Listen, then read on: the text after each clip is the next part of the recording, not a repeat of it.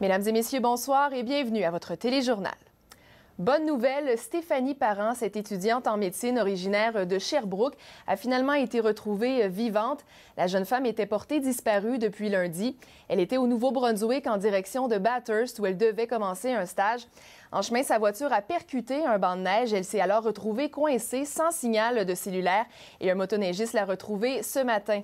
Après une longue et pénible attente, la famille de la jeune femme a pu lui parler au téléphone. Et selon son père, il n'est pas question qu'elle reprenne la route pour l'instant. Il a indiqué qu'il irait la chercher lui-même au Nouveau-Brunswick. Et après plusieurs allégations et odeurs de scandale dans l'affaire Sinard, 4 mandats d'arrestation ont été déposés aujourd'hui. Il s'agit donc des premières accusations criminelles dans ce dossier.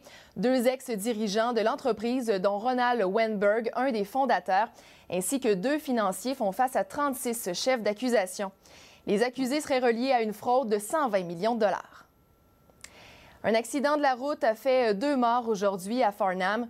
Un homme aurait perdu le contrôle de sa voiture sur la route 132.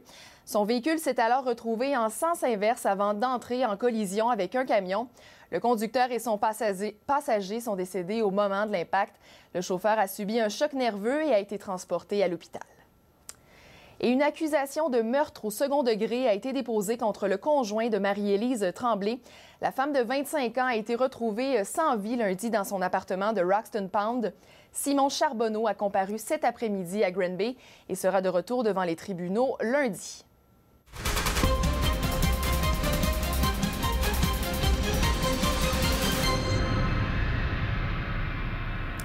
Et maintenant, en politique fédérale, 5 millions de dollars seront versés à la Libye par le Canada.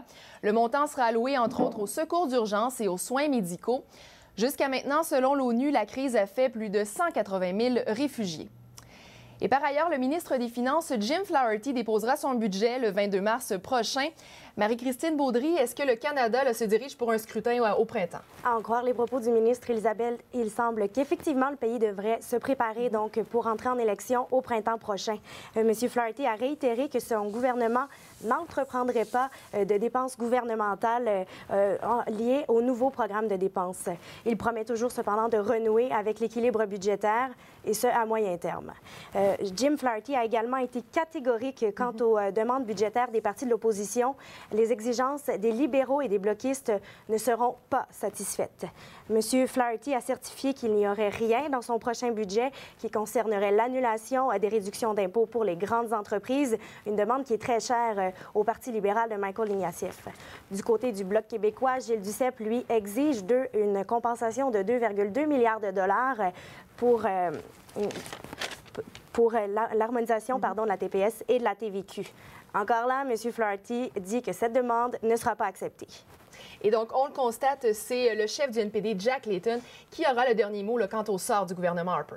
Effectivement, puisque les libéraux et les bloquistes se sont déjà prononcés et ont dit qu'ils ne voteraient pas en faveur du budget tant que leur demande ne serait pas acceptée. Alors, on se retrouve dans une situation où le gouvernement Harper est minoritaire, a besoin de l'appui du NPD. Alors, M. Flaherty reste assez vague dans les exigences aux exigences auxquelles il répondra du NPD. Et puis, il dit que dans son prochain budget, il tentera d'améliorer le sort des aînés, qui est un dossier vraiment au cœur de la politique du nouveau Parti démocratique. Alors, Elisabeth, le budget sera déposé le 22 mars prochain. Une série de votes s'en suivront. Et par la suite, si jamais le gouvernement tombe ou ne tombe pas, on verra ce qui va arriver. Ça va se dérouler fin mars, début avril. Pour l'instant, un sondage qui a été réalisé en février dernier plaçait toujours les conservateurs en terrain majoritaire. Merci Marie-Christine. Merci. Dans le cadre de notre série de reportages sur l'environnement, on a constaté hier que plusieurs déchets organiques se retrouvaient dans les dépotoirs à Montréal. Philippe Vincent Foisy nous propose une solution à cette problématique. Au début de l'année 2010, les gouvernements ont annoncé plusieurs investissements afin de construire des usines en biométhanisation. Cette technologie permet de capter le méthane à partir des déchets organiques. Plutôt que d'envoyer ça au site d'enfouissement comme on fait au Québec en ce moment, ce qu'on peut faire, c'est le ramasser, le mettre dans une espèce de gros silo qui est comme un pot de yogourt, monter la température un petit peu. Puis ce qui se passe, c'est qu'avec la putréfaction, le méthane sort des déchets, si je peux dire. Ce méthane-là, on le capture et c'est lui qui devient du biométhane, qui est en fait du gaz naturel, du CH4. Mme Cornelissen a observé la biométhanisation en Suède et elle a remarqué une différence dans le quotidien des citoyens. Les gens, en classant leurs déchets, ils sortaient dans la rue, ils voyaient des autos au biogaz, des autobus au biogaz. Et là, ils se disaient « Ah, ça vaut la peine, ma qualité de l'air est meilleure et ça paraît. » On s'aperçoit qu'on réduit la quantité totale de matière résiduelle d'environ 50 %, ce qui est quand même considérable. Le professeur au département des sciences de la Terre de l'UQAM, Alfred Jawish, remet en question l'implantation des usines. Il a toutefois refusé de témoigner devant la caméra. Il doute de la rentabilité de l'investissement, contrairement à M. Giroux. La question de rentabilité, c'est au fait, est-ce qu'on est prêt à payer 40 $ par porte ou par unité d'habitation de plus par année pour avoir une ville qui est beaucoup plus écologique? À Saint-Hyacinthe, l'usine de biométhanisation fonctionne déjà depuis 1 an. Elle sert à traiter les boues usées qui sont produites par l'usine de filtration d'eau. Elle a été implantée pour des raisons économiques. En un mot, c'est pour l'argent. Donc, les coûts pour créer des sites d'enfouissement augmentent beaucoup. Donc là, le but premier, c'est d'éliminer cet enfouissement-là. Là, ce qu'on en fait, nous, on en fait une granule qui peut être utilisée comme fertilisant ou, dans le cas de Saint-Hyacinthe, ça va être une matière première pour faire de l'engrais. Il faudra attendre environ encore 5 ans avant de voir apparaître ce genre de silo sur le territoire montréalais. La Ville a toutefois mentionné que les futurs sites seront connus dans les prochaines semaines. C'était Philippe-Vincent Foisy, à Saint-Hyacinthe. Philippe-Vincent, est-ce qu'on pourrait voir cette technologie prochainement à Sherbrooke?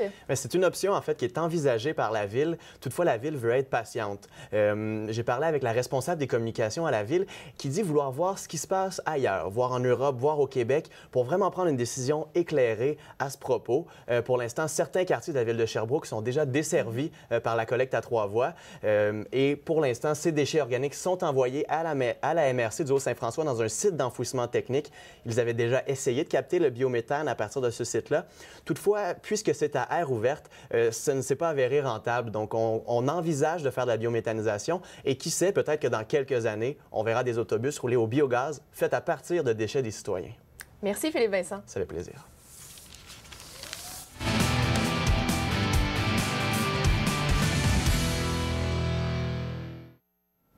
Maintenant au sport, Jean-Philippe Brière, bonsoir. Bonsoir Elisabeth. Jean-Philippe, il y a 2 fondeurs canadiens qui ont causé toute une surprise aujourd'hui à Oslo, en Norvège. Oui, en effet, Alex Harvey et son coéquipier David Kershaw ont remporté ensemble l'épreuve sprint par équipe style classique qui était disputée un peu plus tôt aujourd'hui en Norvège. Et on a eu droit à toute une fin de course parce qu'Harvey s'est présenté après le dernier relais en 3e position et il a remonté jusqu'en première place alors qu'il a dépassé à quelques mètres seulement du fil d'arrivée le skieur norvégien qui le précédait pour remporter la victoire. Le skieur norvégien qui, lui, était évidemment le favori de la foule, mais aussi le favori pour l'emporter. Pour le Canada, on est sacré champion du monde en ski de fond masculin pour la première fois de son histoire. Et évidemment, c'est un événement qui passera à l'histoire dans le monde du ski de fond. Et au football, après 6 saisons avec les Alouettes de Montréal, Mathieu Proulx a annoncé sa retraite aujourd'hui. Oui, c'est dans une conférence de presse très émotive que le maraudeur des Alouettes a annoncé que finalement, il tirait sa révérence. Ce sont les blessures qui, malheureusement, auront eu raison du joueur, lui qui s'est retrouvé sur les lignes de côté beaucoup plus souvent qu'à son tour au cours de sa carrière. Il a même dit qu'il a pris sa décision à la suite de sa blessure, lui qui s'était déchiré un ligament, le ligament croisé interne lors de la finale de l'Est de la dernière Coupe Grey du côté du Stade olympique. Et maintenant, il tentera sa chance du côté des médias. Merci Jean-Philippe. Merci Elisabeth. Et en terminant, la pièce Brou sera présentée pour une 200e fois à Sherbrooke cette semaine. Après Montréal, la ville est celle qui aura accueilli le plus de fois ce spectacle mythique. La pièce sera présentée jeudi et vendredi dès 20h à la salle Maurice Aubredé. Alors voilà, c'est ce qui complète notre bulletin d'information. Je vous invite bien sûr à rester à notre antenne et on se retrouve dès demain pour d'autres nouvelles. Alors bonne fin de soirée à notre antenne et je vous dis à demain. Bonne fin de soirée.